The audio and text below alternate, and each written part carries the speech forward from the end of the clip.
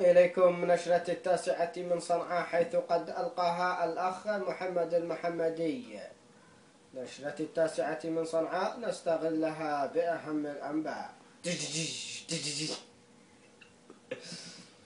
كم نستغلها؟ انتقل إلى رحمة الله تعالى صباح يومنا هذا فخامة الأخ الرئيس علي عبد الله صالح القائد الأعلى للقوات المسلحة والأمن، عن عمر ناهز 65 عاما، قضى معظم وقته في سرقة اليمن، وسوف يشيع جثمان جثته إلى مثواه الأخير بعد الصلاة عليه بمقبرة خزيمة بالعاصمة صنعاء.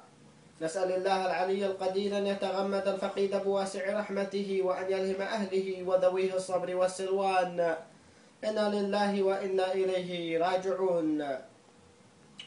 هذا وقد وصل بسلامة الله ورعايته فخامة الأخ الرئيس علي عبد الله صالح القائد الأعلى للقوات المسلحة والأمن إلى مطار صنعاء الدولي.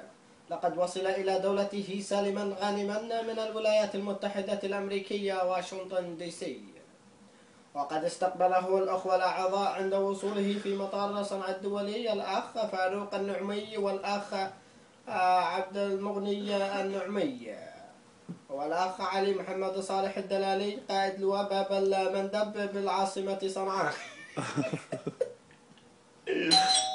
وقد دق الرئيس ووصل في سلامة الله ورعايته